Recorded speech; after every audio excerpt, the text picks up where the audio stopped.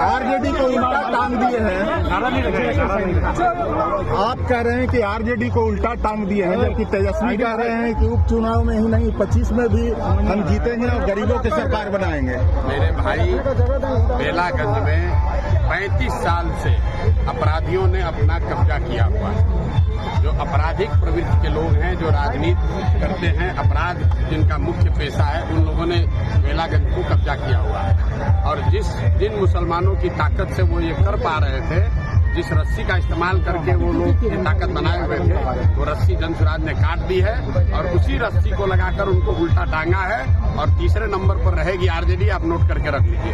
आप ये भी कह रहे हैं कि किसी को वोट दे दीजिए लेकिन नीतीश को नहीं दीजिए, इसका वजह? अरे भाई, नीतीश से ज्यादा धोखा किसने दिया है? मान लीजिए कि आपको तो पता है कि सुरेंद्र यादव गलत है, सुरेंद्र यादव के आप खिलाफ खड़े हैं, लेकिन नीतीश कुमार का तो पता नहीं है कि वो आदमी तो अपने लिए किसी को बेचने को तैयार है। कल सुरेंद्र यादव को मंत्री किसने बनाया था? नीतीश कुमार ने बनाया था। आज जमीन का सर्वे करके जमीन घर घर झगड़ा लगाने का काम कौन कर रहा है? नीतीश कुमार कर रहे हैं। स्मार्ट मीटर लगाकर गरीब का घर में अंधेरा कौन कर रहा है? नीतीश कुमार कर रहे हैं। जो पूरा भ्रष्टाचार फैला हुआ है, किसके राज में फैला हुआ है? नीतीश के राज में फैला हुआ है।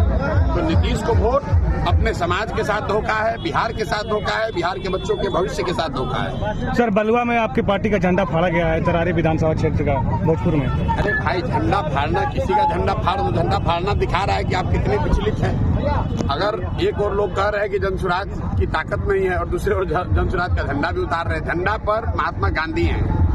आप जनसुराज का, प्रशांत किशोर का झंडा नहीं फाड़ रहे हो, आप महात्मा गांधी को फाड़ रहे हो। तो दिखाता है कि आपकी प्रवृत्ति क्या है, आपका संस्कार क्या है, आपका कार्यकलाप क्या है। सर, मांझी जी ने कहा है कि परिवारवाद की परिभाषा प्रशांत जी को अच्छे से नहीं आता है, ये लालू जी कहते हैं हम नहीं करते। मेरे भाई, ऐसा है, अब मांझी जी की इतनी नहीं ताकत है कि मांझी जी से हमको सीखना है कि किस चीज का परिभाषा क्या है। मांझी जी खुद मंत्री हैं, उनका लड़का मंत्री है, उनकी पतोह चुनाव लड़ रही है। अगर ये परिवारवाद नहीं है तो परिवारवाद का नया डेफिनेशन, नया परिभाषा मांझी जी लिखे हैं, तो जारी कर दें वेबस्टर वगैरह में, वो सब पब्लिश हो जाए।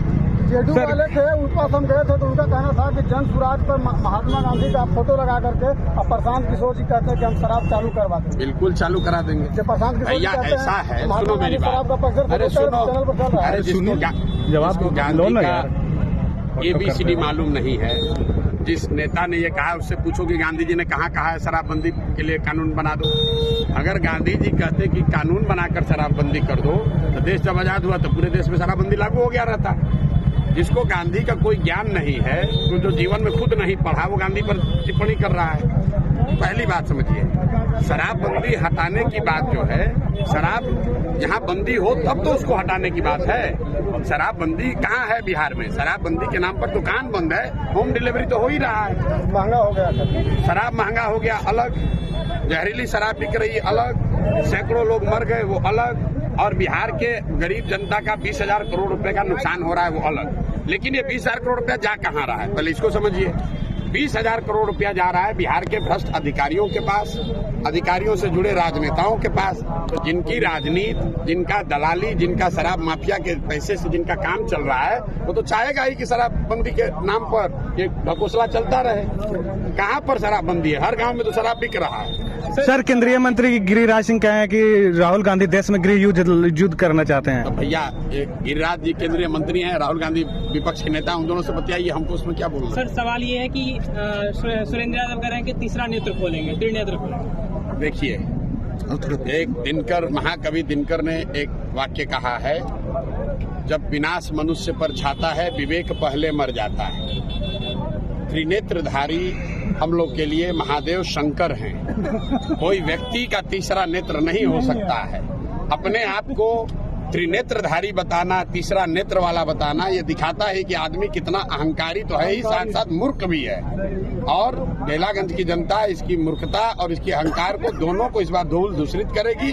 और आप देखेंगे कि पानी पीने को नहीं मिलेगा इस चुनाव के बाद। इतने बेचारे व्याकुल हैं कुछ। अब उस आदमी को देखिए, 2 दिन पहले उसने बयान दिया कि जो अमजद साहब हैं वो हमारे बेटे के दूसरे अब्बा हैं।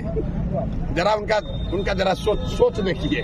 खुद को कह रहा है कि हम कितने बड़े ज्ञानी आदमी है। सुनिए, एक बार अपने आप को भगवान शंकर बता दिया, दूसरे ही क्षण कह रहा है कि अमजद साहब हमारे बच्चे के दूसरे अब्बा हैं। तो भाई ये आदमी का मानसिक संतुलन हार को देखकर गड़बड़ा गया है और कुछ अनाप शनाप बोले जा रहा है। चलिए।